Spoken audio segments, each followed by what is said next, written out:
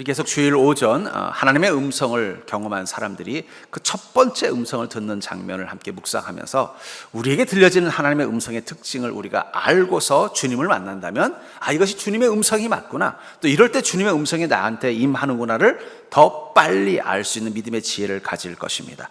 저는 오늘 모세가 처음 하나님의 음성을 들었던 장면을 함께 묵상하기를 원합니다. 모세가 처음 하나님의 음성을 들은 것은 그가 이 시내 광야 안에 있는 시내 산 혹은 호렙산이라고 불리는 그 산에서 하나님의 음성을 들은 것입니다. 근데 이 성경에 보니 시내 산 호렙산이 처음 등장한 것은 모세 때예요. 아브라함은 시내 산 호렙산에 갔다는 어떠한 기록도 없습니다. 그렇다면 어쩌면 여기를 하나님의 산이라고 불렀던 것은 모세로부터 시작이 된 것일 수도 있어요. 지금은 그것이 하나님의 산이라고 우리가 이해하고 있지만 그 처음 이곳이 하나님의 산인 것을 발견한 것은 모세일 확률이 높습니다. 그가 이 하나님의 산, 이 호렙산에서, 시내산에서 하나님의 음성을 듣고 주님의 명령을 따라서 다시 애굽으로 돌아가서 이스라엘 민족을 구원하여 가나안 땅으로 인도하는 위대한 가나안 프로젝트의 주인공이 될 수 있었던 이 사건을 보면서 문득 그 생각이 들었어요. 왜 하나님은 하필 그곳에서 모세에게 첫 번째 음성을 허락했을까?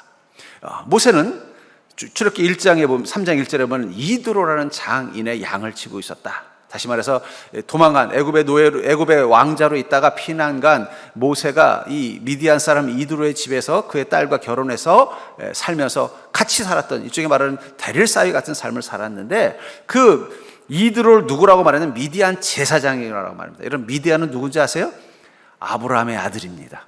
아브라함의 아들은 이삭과 이스마엘만인 줄 아시죠? 아니에요. 우리 동요도 있잖아요. 아브라함에게는 7명의 그두라라는 세 번째 부인을 통해서 태어난 아들 중에 하나가 미디안이에요. 그렇다면 이 이드로의 신앙은 어떤 신앙이겠어요? 그의 조상 미디안, 그의 조상 아브라함의 뒤를, 자신들도 아브라함의 후손이라고 믿고 있었던 것입니다. 그렇기 때문에 하나님을 믿는 신앙을 가지고 있었고, 제사장이라는 말을 통해서 뭘 깨달아요? 제단을 섬기는 자라는 것을 뜻하는 거예요. 그렇다면 모세는 어디서 하나님의 음성을 처음 들을 수 있었겠어요? 당연히 그의 자기 장인 어른이자 제사장인, 하나님을 섬기는 제사장인 미디안의 제사장 이드로와의 제단에서 하나님의 음성을 듣는 게 정상이잖아요. 근데 거기서는 하나님의 음성을 허락하지 않고 이 빈 들녘 광활한 이 사막의 한가운데 있는 이 하나님의 산에서 처음 그 음성을 들려주신 이유가 무엇일까? 왜 그 제단이 있는, 이 이드로의 제단이 있는, 이 제사장으로 있는 그곳이 아니라 이 시내 광야 한가운데 덩그마니 있는 그 바위산 같은 이 시내산 한가운데서 하나님의 음성이 들렸다는 것입니다. 전 그러면서 문득 이 생각이 들었어요. 여러분들은 어떻습니까? 교회의 원형은 제단입니다. 제단. 아브라함이 제단을 쌓았다는 그 사건부터가 사실은 교회의 원형이에요. 그 제단이 나중에 성막이 되고, 성막이 성전이 되고, 그 성전이 회당이 되었다가 이제는 교회가 된 것입니다. 그렇기 때문에 교회가 가지고 있는 정체성과 방향은 제단과 같은 방향성을 가지고 있다. 물론 이제 세부적인 부분에서는 좀 기능적인 변화가 있지만 핵심적인 원칙적인 기능은 뭐라는 거예요? 하나님의 음성을 듣는 곳이 바로 이 교회의 역할이라는 거예요. 근데 우리 시대의 이 제단과 같은 이 교회들은요, 하나님의 음성을 들을 모든 준비가 너무 잘 돼 있어요.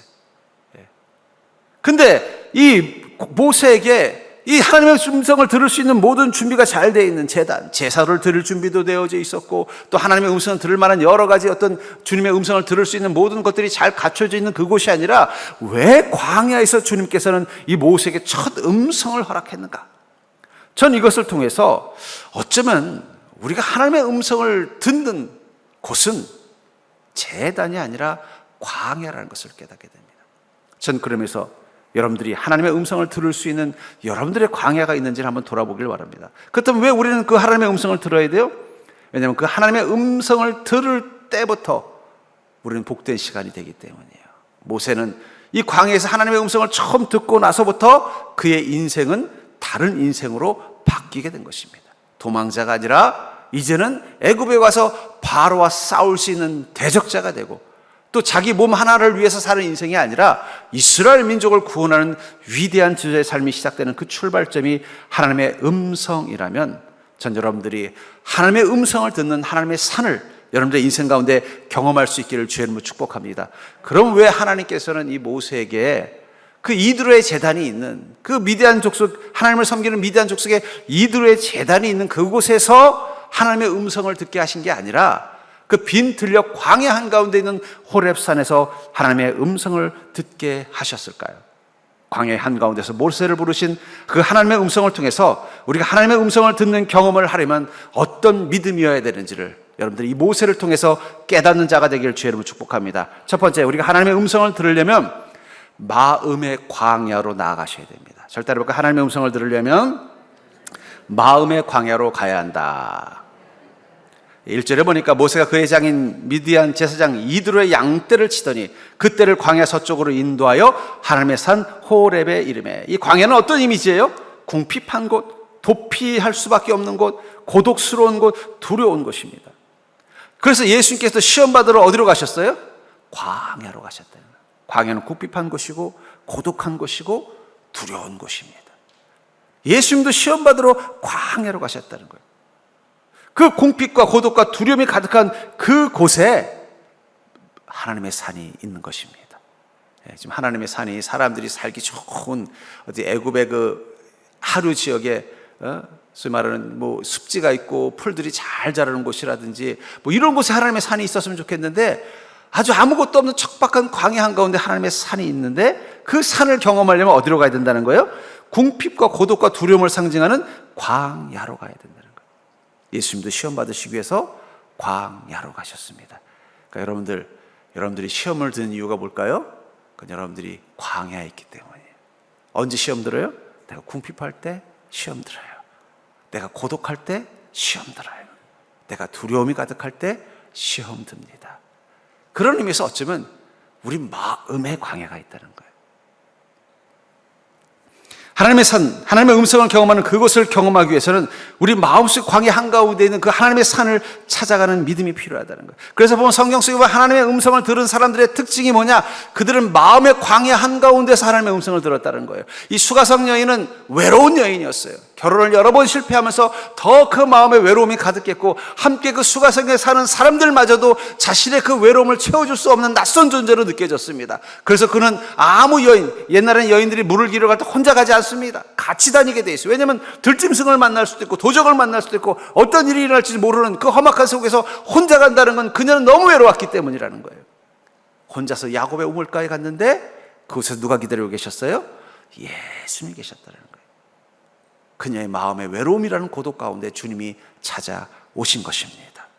다윗, 아말렉 사람들에 의해서 자기 가족들이 다 납치를 당하고 또 재산을 다 빼앗겨 버렸어요. 심지어는 자신을 따른 부하들도 이 다윗이 지도력에 문제가 있어서 자기가 엄청난 피해를 봤다고 다윗을 다 떠나려고 하는 거예요. 절망할 수밖에 없는 거예요. 그런데 절망의 한가운데서 하나님의 음성을 듣습니다. 그의 마음의 광야, 절망이라는 광야 한가운데 하나님의 산이, 하나님의 음성이 들리는 산이 있었다라는 거예요. 모세도 마찬가지죠. 어쩌면 이 신의 광야는 모세에게는 절망을 상징하는 곳입니다. 왜냐하면 애굽에서 40년 동안 화려하게 왕자로 살다가 그가 도망자가 되어 제일 먼저 숨어든 곳은 이 신의 광야일 것입니다. 그런데 이곳까지도 추격자들이 바로가 반드시 모세를 잡아서 죽여라 명령을 내렸으니 왕의 명령을 받은 그 암살단들이 얼마나 쫓아왔겠어요. 도망가서 미디안까지 도망갔다가 거기서 이 이드로를 통해서 가정을 만든 것입니다. 그런 그가 이 신의 광야를 볼 때마다 그것은 바로 자식의 마음속에 절망을 상징하는 곳일 거예요. 그런데 그곳에는 하나님이 계셨다는 것입니다. 저는 그런 의미에서 왜 우리는 주님의 음성을 못 듣는가? 우리는 광야를 피해 다니기 때문이에요. 조금만 외로워도 못 견딥니다. 그런데 여러분, 그 외로움의 깊은 곳에 하나님의 산이 있어요. 조금만 힘들고 절망된 일이 있어도 못 견딥니다. 그걸 피하려고 해요. 마치 저 신의 산이 보이면 야 저거 광야구나 돌아가자. 근데 중요한 건 그 광야 한가운데 하나님의 산이 있다라는 거예요. 하나님의 음성이 임하는 곳이 있다라는 거예요. 조금만 내 인생 가운데 두려움이 와도 막 그 두려움 때문에 못 견뎌서 피해요. 어쩌면 현대인들의 가장 심각한 위기는 보이는 환경의 위기가 아니라 그들이 광야를 극단적으로 두려워하는 광야 공포증에 빠졌기 때문에. 근데 요즘 인간의 건강과 인간의 행복을 위해서 이 연구하는 학자들이 말하는 공통점이 뭔지 아세요? 광야를 피하지 말라는 거예요. 배도 좀 고파봐야 세포들이 살아난대요. 그래서 간헐적 단식, 요즘은 1일 1식까지 하라 그래요. 옛날 같으면 이 굶는 건 상상도 못할 일이잖아요. 옛날에 아버지들은 밥 한 끼 굶으면 어떻게 해야 돼요? 난리가 나는데 뭐라고 그래요? 굶어야 오래 산대요. 고통을 선택하라고 한다는. 쾌락에 빠져 있으면 어떻게 돼요? 오히려 도파민이 빠져나가면서 뇌가 더 심각한 고통을 느낀다는 거예요. 거기서 벗어날 수 있는 방법은 뭐냐? 좀 고통을 느껴야 돼요. 운동도 어떻게 해야 돼요? 막 숨이 헐떡헐떡 찰 정도로. 인생에도 뭔가 좀 긴장하고 이런 일을 한번 겪고 나면은 뇌가 살아난대. 그러니까 뇌를 살리는 세 가지 방법이 있다. 하나는 달리기를 하는데 그냥 달리기 아니라 막 숨이 헐떡헐떡 찰 정도로 달리기 하라는 거예요. 또 뭔가 막 뇌가 막 초긴장할 수 있는 일을 경험하래. 그럼 뇌가 살아난대요. 그러니까 요즘은 몸도 조금 고통을 수용해야 건강하답니다. 제일 건강하지 않은 분들이 뭐냐? 고통을 조금도 안 받으려고 하는 사람이에요. 통증이 조금만 있어도 못 견디는 사람들은 건강을 잃어버린대. 좀 아플 때는 아프고 불편할 때는 불편해야 건강하다는 게 요즘 소위 말하는 의학에 대한 이론입니다. 여러분, 하물며 우리 마음의 광야를 피하는 사람은요, 하나님의 음성을 듣기 힘듭니다. 그런 의미에서 전 여러분들이 마음의 광야로 들어갈 수 있는 용기가 있기를 주의 이름으로 간절히 축원합니다. 물론 우리 안에 있는 외로움, 또 두려움, 또 이 궁핍, 이 낙심의 마음 가운데 들어가는 건 정말 힘든 거예요. 하지만 그 안에 누가 계신다는 걸 믿으면 돼요. 그 안에 하나님이 계신다는 걸 믿으면 우리는 용기를 낼 수 있는 거예요. 성경에서 보면 하나님의 음성을 들은 사람들의 특징은 뭐냐면 그들이 그 마음의 광야로부터 도망가지 않았다라는 거예요. 그 광야 한가운데로 들어갈 수 있는 용기를 가지고 들어갔더니 그곳에서 무엇을 경험하는 겁니까? 하나님의 음성을 경험하는 거예요. 시편 60편 1절에 보면은 나의 영혼이 잠잠히 하나님만 바라며 나의 구원이 그에게서 나오는도다. 한 그리스도인의 영혼이 잠잠히 하나님만 바라는 이 시간은 어떤 상황일까요? 아이고, 오늘 할 일도 없는데 하나님만 봐야겠다. 아이고, 오늘 마음도 편안한데 하나님에게 집중해야겠다. 아니라는 거예요. 마음에 불안이 가득한 거예요. 야, 이거 잘못하다가 그 사업 망하는 거 아니야? 막 근심 걱정이 가득한 거예요. 막 벌써 내 인생에 어려운 사인들이 막 들어오는 거예요. 외로운 거예요. 사람들이, 내가 믿었던 사람들에게 실망하고 낙심하고 걱정이 내 마음속에 밀려오는 그 시간, 내 인생에 광야의 바람이 불어오는 것처럼 느껴지는 그 시간, 갑자기 내 마음속에서 영혼이 이렇게 말하는 거야. 야, 너 그거 보고 너무 걱정만 하지 말고 지금이야말로 그 광야 한가운데 있는 하나님의 산으로 가자. 거기 가서 하나님을 좀 바라보자. 나의 영혼아, 잠잠히 하나님만 바라봐라. 혹시 여러분들이 지금 막 걱정이라는 광야, 두려움이라는 광야, 외로움이라는 광야가 몰려온다면 이거 어떻게 하면 빨리 피할 수 있지? 도망갈 생각하지 마시고 한번 여러분들의 영혼에게 이렇게 마세요. 나의 영혼아, 따라해봐요. 나의 영혼아, 언제까지 도망갈래? 여러분들, 광야는 도망가면 갈수록 더 가까워집니다. 여러분, 귀신은 도망가면 더 쫓아와요. 귀신은 너 죽고 나 잡자 그러면 귀신이 사라진답니다. 개들도 어떻습니까? 도망가면 막 쫓아와요. 근데 뒤돌아서 딱 이렇게 한번 하면요, 개도 갑자기 겁을 먹고는 슬금슬금 피해요. 그럼 뒷걸음질 쳐서 가는 거예요. 광야는 도망가면 도망갈수록 더 내게 돼요. 두려움을 도망가면 더 큰 두려움이 옵니다. 낙심을 피해가려고 하면 더 큰 낙심이 밀려와요. 외로움이 무서워서 막 몸부림치면요, 더 외로워져요. 근데 반대로 도망가던 걸음을 멈추고 어떻게 돼요? 들어가 보자.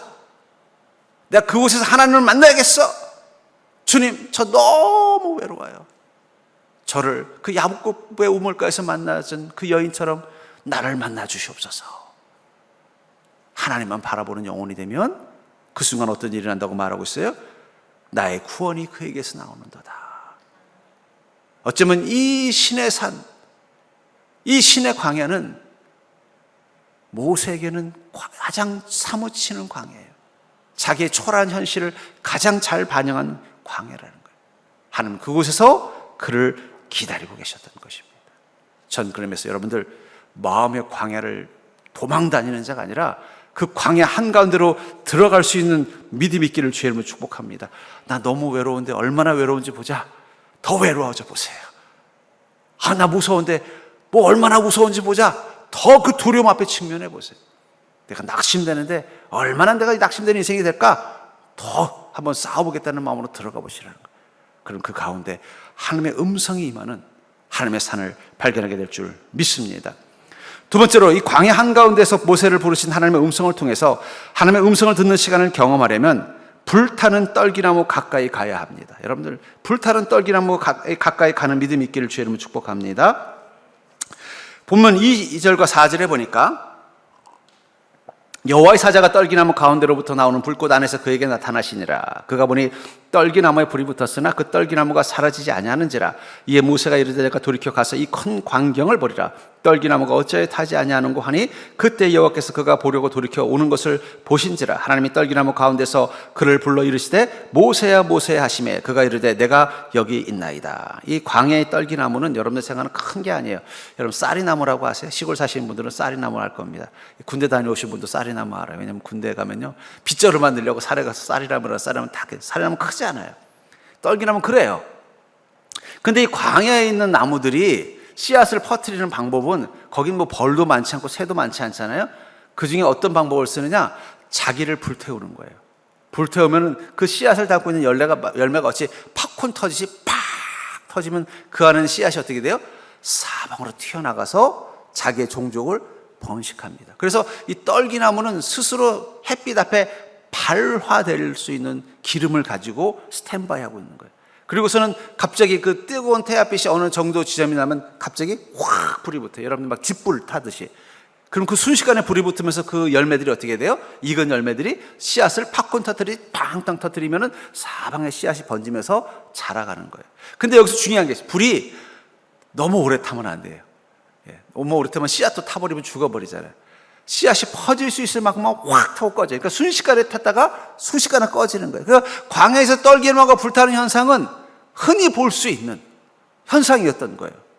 그래서 모세도 분명히 그 광야에 가서 떨기나무가 불타는 걸 봤을 것입니다. 근데 이상한 걸 봤어요. 계속 불이 붙어 있는 거예요. 그럴 수 없는 거예요. 짧게 불이 타면은 싹 재가 돼서 날아가 버리고 그 씨앗들은 어떻게 돼요? 사방으로 퍼져가지고 어떻게 보면 열매를 씨앗을 뿌리고 그리고는 이제 산화되는 게 그게 떨기나무의 특징인데 계속 불타 있는 거예요. 신기하다. 가서 봤더니 그 불은 어떤 불이에요? 진짜 불이 아니라 성령의 불이라는 거예요. 여러분들 하나님의 음성을 듣는 경험을 하려면 불타는 떨기나무를 만나고 그 떨기나무 가까이 가야 합니다. 여러분들 지금 여러분들 앞에 저 말고 또 뭐가 보이세요? 저 뒤에 십자가가 보이십니까? 저 십자가에서 불타오르는 성령의 불이 보여야 하나님의 음성이 들리는 것입니다.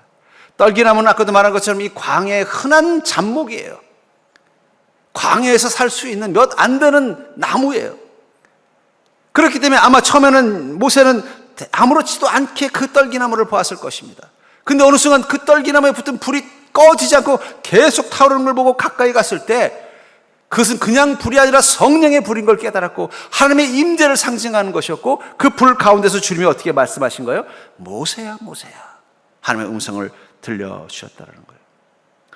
여러분들이 이곳에 오는 이유는 이곳이 하나님의 산이 되기를 기대하는 마음일 것입니다. 이곳에 오셔서 하나님의 음성을 듣기를 원하는 마음이 있어서 마음의 광야를 가지고 왔을 거예요. 분명히 여러분들 마음속에도 광야가 있을 거예요. 외로움이라는 광야, 두려움이라는 광야, 궁핍이라는 광야, 낙심이라는 광야. 그 광야를 가지고 이 마음속에 한가운데 있는 주님을 만나기 위해서 왔어요. 근데 그것만 가지고는 주님의 음성을 들을 수 있는 게 아니라는 거예요. 이제 여러분들의 눈에 불타는 십자가가 보여야 돼요. 이 십자가는 원래 죄 수들을 집행하는 사형도구였습니다. 그러나 예수 그리스도가 그 십자가 위에 올라간 순간 그 십자가는 부활의 능력을 가진 십자가로 바뀌게 된 거예요. 하나님의 능력과 사랑을 상징하며 하나님의 사람들이 모이는 것을 상징하는 십자가로 바뀐 것입니다. 마찬가지라는 거예요. 저 십자가가 그냥 나무로 된 십자가라면 그건 마치 광야에 흔한 떨기나무와 별반 다를 게 없는 것이에요.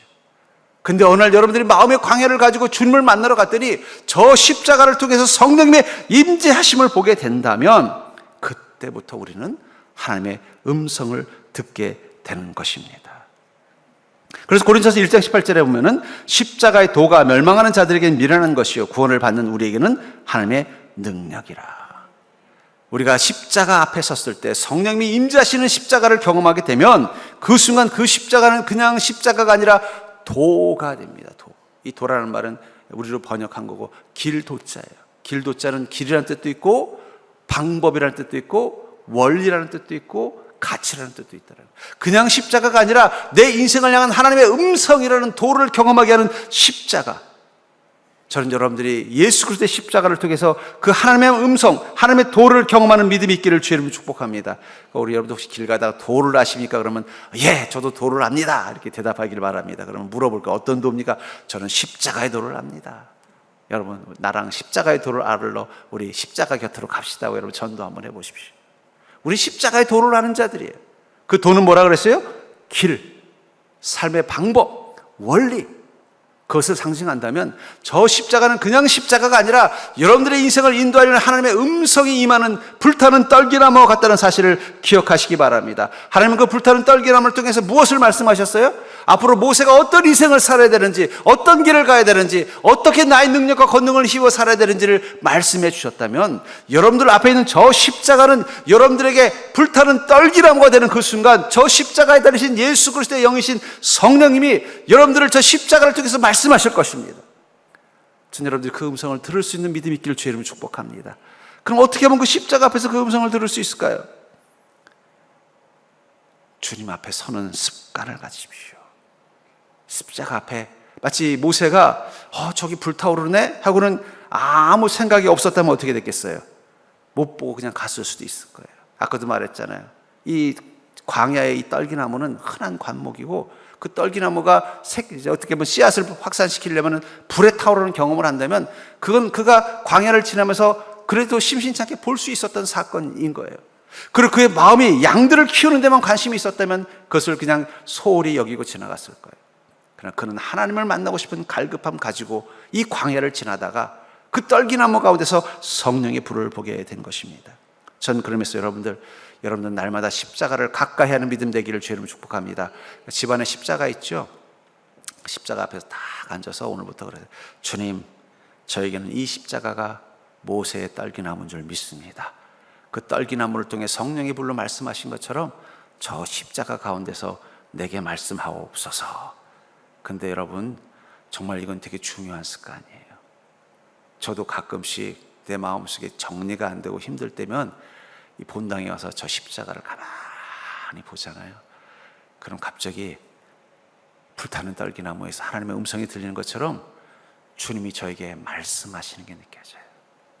근데 그 말씀을 보면 대부분 십자가의 도에 관한 말씀이에요. 예수 그리스도가 십자가를 지는 이 사건을 통해서 우리에게 말씀해 준 이것이 부활이고 이것이 구원이고 이것이 복된 자의 길이라는 것을 저 십자가 속에서 말씀해 주시는 걸 느껴요. 어느 순간 세상에 십자가가 많아졌지만 십자가를 달고 있는 교회들은 많아졌지만 불타는 떨기나무와 같이 하나님의 음성을 듣는 그 십자가를 우린 잃어버리고 있습니다. 전 이곳에 와서 여러분들이 그 불타는 떨기나무를 그 시내 산에서 모세가 경험한 것처럼 하나님의 음성을 들을 수 있는 그 십자가를 경험하는 믿음이 있기를 주의 이름으로 축복합니다. 그러려면 뭐에 집중하셔야 돼요? 십자가에 집중하셔야죠. 교회 와서 십자가에 좀 집중하셔야 돼요. 십자가를 통해서 하나님의 음성을 들으려고 집중하십시오. 그럼 여러분은 그곳에서 하나님의 음성을 듣게 될 줄 믿습니다. 세 번째로 광야 한가운데서 모세를 부르신 하나님의 음성을 통해서 하나님의 음성을 듣는 시간을 경험하려면 어떻게 될까요? 그것은 바로 신을 벗는 믿음으로 거룩한 땅에 서야 합니다. 여러분, 신을 벗는 믿음으로 거룩한 땅에 서야만 하나님의 음성을 들을 수 있는 것입니다. 본문 5절과 6절을 보시면 하나님이 이르시되 이리로 가까이 오지 말라. 내가 선 곳은 거룩한 땅이니 내 발에서 신을 벗으라. 또 이르시되 나는 내 조상의 하나님이니 아브라함의 하나님, 이삭의 하나님, 야곱의 하나님이라. 모세가 하나님의 옥기를 두려워하여 얼굴을 가리매. 주님께서 이 모세가 시내 산 떨기나무 가까이 가니까 뭐라고 말씀하셨어요? 가까이 오지 말고 내가 선 곳은 거룩한 곳이니 신을 먼저 벗으라고 말하는 것입니다. 신을 벗으라는 것은 거룩하라는 것을 말하는 거예요. 근데 이 성전이라는 곳, 교회라는 곳, 하나님이 임재하는 곳에 우리가 서려면은 반드시 신을 벗어야 합니다. 신을 벗는다는 것은 그것이 거룩한 곳임을 인정하는 거예요. 어쩌면 이 시내산에 모세는 처음 온 것이 아닐 수도 있어요. 적어도 40년을 도망자의 시세로 살았다면 그 40년 동안 이 시내산을 몇 번이나 지나갔을까요? 그 지나갈 때마다 그는 이곳을 거룩한 곳이라고 생각하지 않았을 수도 있어요. 아까도 말씀드렸잖아요. 이 시내산이 하나님의 음성이 처음 임한 사건은 바로 여기가 처음이라고. 그 전까지는 어쩌면 모세가 그냥 이 시내 광야에 양들을 이끌고 지나가던 길목 중에 하나일 수도 있어요. 혹은 자신이 그리워하고 사랑하는 애굽에 대한 그리움 때문에 가장 높은 곳에 올라가서 그 홍해 너머의 애굽이 보이나 기웃거리던 그런 곳일 수도 있다는 거예요. 어쩌면 주님께서 음성으로 너는 신을 벗으라 거룩한 곳이라고 말할 때 그 자리에는 어쩌면 모세가 전에 지나갔던 발자국이 있을지도 몰라요. 근데 주님 뭐라고 말씀하세요? 이곳이 거룩한 곳이라고 생각하라는 거예요. 제가 어릴 적에 어떤 작은 개척교회에서 신앙생활을 할 때였습니다. 주일학교 때죠.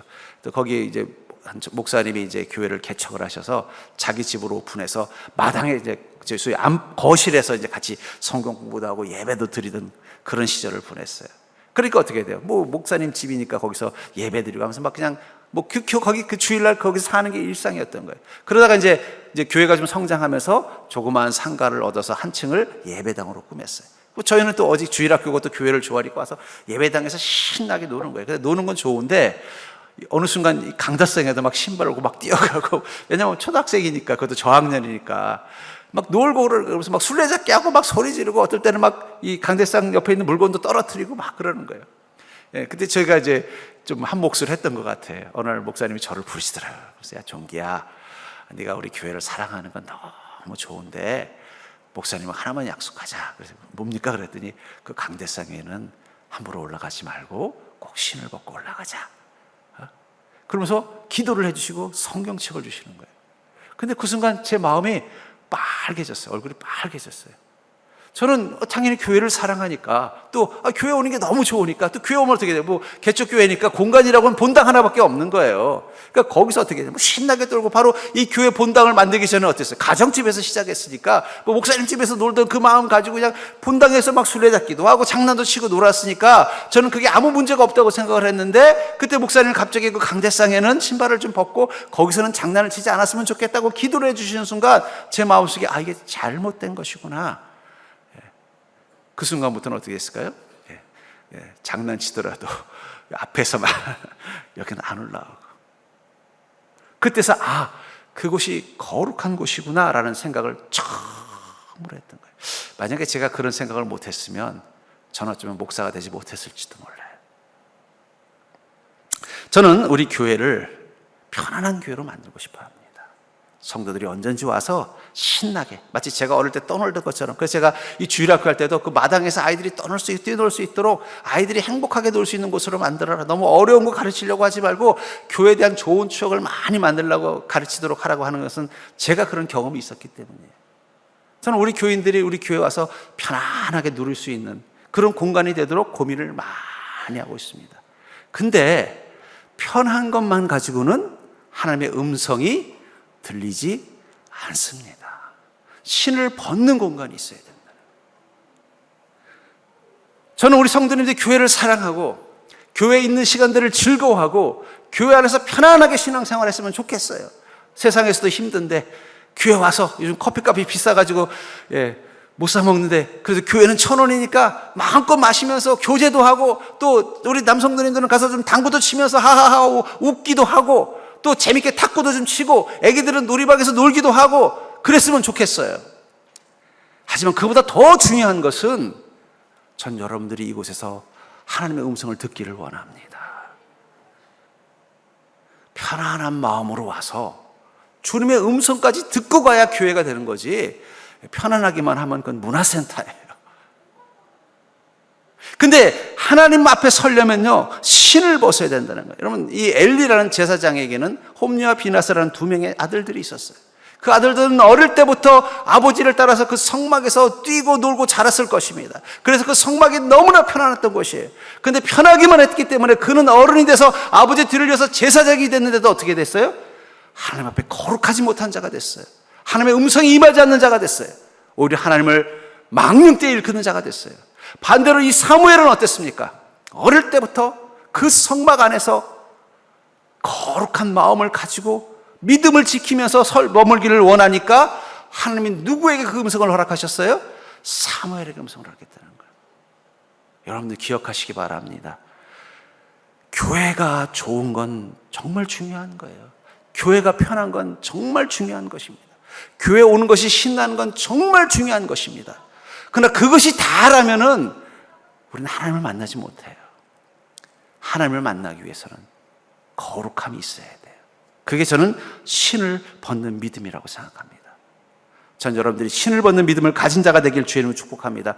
아까도 말한 것처럼 어쩌면 그 모세가 하나님을 만났던 그 떨기나무 앞은 이전에도 모세가 여러 번 지나가는 길목이었을지도 몰라요. 어쩌면 거기 모세가 잠깐 앉았다 갔던 돌로 만드는 의자도 있을 수도 있고 그의 발자국의 흔적이 아주 남아있을 수도 있어요. 그러나 중요한 건 하나님이 그곳에 임하는 그 순간 뭐라고 말씀하셨어요? 이곳은 거룩한 곳이니 너는 신을 벗어라. 여러분, 하나님이 임하는 곳은 거룩한 곳입니다. 여러분들 하나님을 만나기를 원한다면 거룩한 곳에 들어가셔야 돼요. 거룩한 곳에 들어간다는 것은 우리에게 신을 벗는 믿음이 있어야 된다는 것입니다. 그 신을 벗는 믿음이 뭐예요? 첫 번째는 이곳이 하나님이 계신 곳이라는 사실을 기억하는 것입니다. 사사기 3장 12절에 보면은 이스라엘 자손이 또 여호와의 목전에 악을 행하니라. 이스라엘 자손이 여호와의 목전에 악을 행함으로 여호와께서 모압 왕 에글로를 강성하게 하사. 하나님께서 이스라엘 민족을 사랑하셔서 가나안 땅에 들어가서 정착하게 만들었는데 정작 중요한 건 그 가나안 땅에서 이스라엘 민족을 어떻게 했다는 거예요? 하나님 앞에서 악을 행했다는 거예요. 왜 그랬을까요?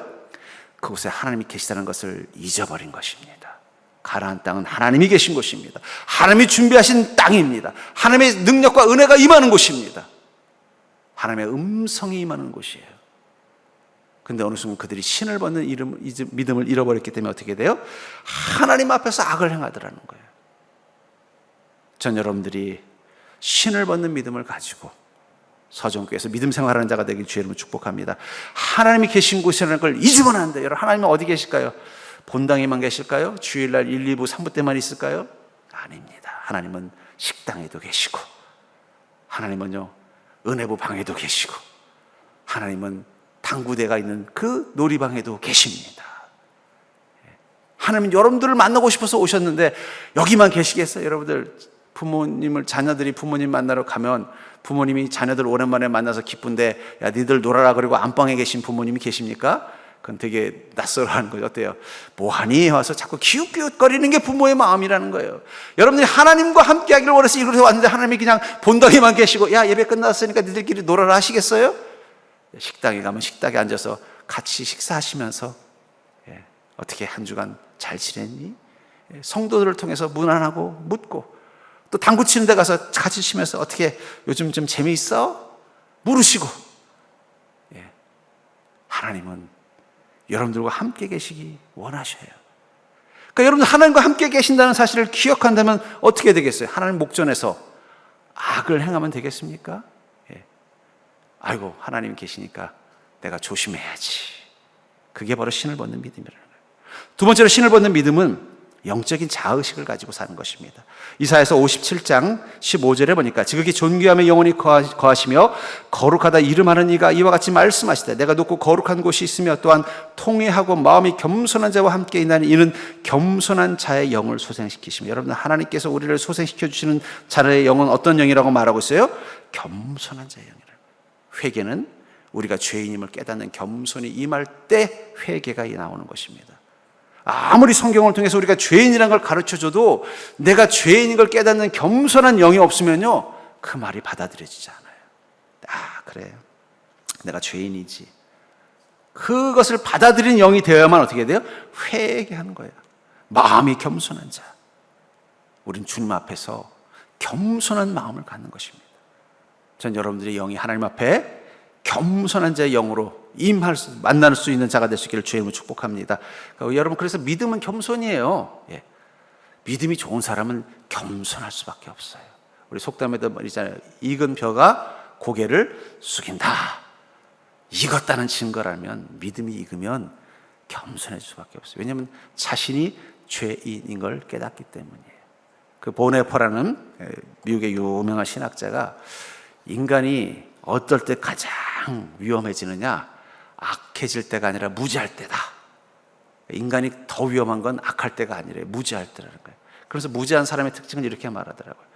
조금 아는 사람이 가장 교만하다. 이거 이렇게 하면 된다 그런다.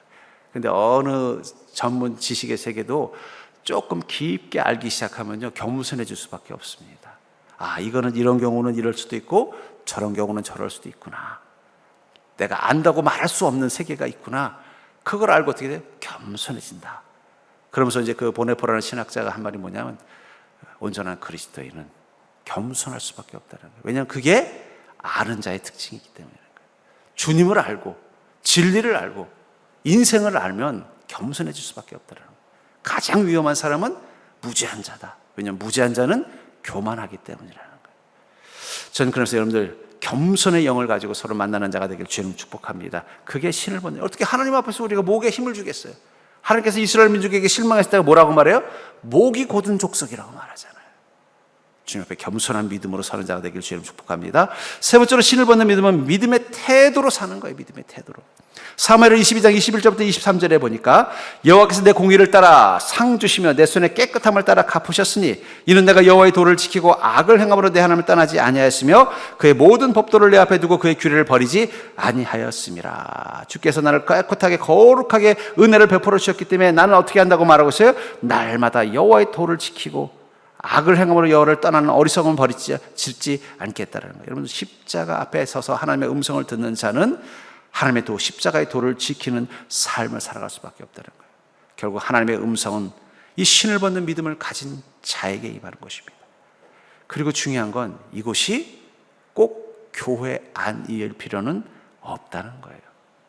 아까도 말한 것처럼 제가 하나님이라면 미디안 제사장인 이드로가 만든 제단 앞에서 처음 모세를 불렀을 것 같은데, 거기서 부르신 것이 아니라 이 산 한가운데, 광야 한가운데 이 산에서 모세를 처음 부르시면서 뭐라고 말씀하신 거예요? 이곳을 거룩한 곳으로 만들라고 말씀하셨다는 거예요. 그게 내 신을 벗어라. 이곳은 거룩한 곳이니. 그 뒤로 이 하나님의 산, 이 신의 산은 뭐가 된 거예요? 하나님의 산이 되고, 그것은 거룩한 곳이기 때문에 함부로 올라갈 수 없는, 올라가더라도 신을 벗고 올라가야 되는 곳으로 바뀌게 된 것입니다. 전 그러면서 여러분들이 신을 벗는 믿음으로 임하면, 머물면 그것은 반드시 거룩한 곳이 될 줄 믿습니다. 하나님 여러분들과 늘 함께 하기를 원하시기 때문에 그 거룩한 곳을 만든 곳에 함께 계시면서 하나님의 음성을 주실 거예요. 여러분들 가정에 하나님이 계시다고 믿고 사십시오. 그럼 주님께서는 그곳에 음성으로 임하실 것입니다. 저는 여러분들이 늘 직장 가운데서도 겸손한 영을 가지고 주님과 동행해 보십시오. 그럼 주님께서 그곳에서 불타는 떨기나무 가운데서 임하시듯 여러분들 삶 속에 임하실 것입니다. 여러분들이 어디에서 무엇을 하든 여호와의 도, 십자가의 도를 따라 살아보십시오. 그럼 여러분은 그곳에 함께 계신 주님을 만나게 될 것입니다. 저는 그게 바로 신을 받는 믿음이라는 거예요. 그런 의미에서 어디가 거룩한 곳이냐가 아니라 어떻게 해야 거룩한 곳이 되느냐가 중요하다는 거예요. 그래서 베드로전서 1장 15절부터 16절에 보니까 오직 너희를 부르신 거룩한 이처럼 너희도 모든 행실에 거룩한 자가 되라. 예수님을 거룩한 이라고 말씀하시면서 뭐라고 말씀하고 있어요? 모든 행실에 거룩한 자가 되라는 거예요. 여러분들이 집에서도 신을 벗는 믿음으로 살면 그것은 거룩한 곳이 될 것입니다. 여러분들의 직장 가운데서도 신을 벗는 믿음으로 직장 생활을 하면 그것은 거룩한 곳이 될 것입니다. 그리고 이렇게 말씀하시죠. 기록되었을 때 내가 거룩하니 너희도 거룩할지어다. 왜 나에겐 주님의 음성이 들리지 않을까요? 여러분들의 마음속에 광야로 들어가십시오. 왜 나는 주님의 음성이 들리지 않을까요?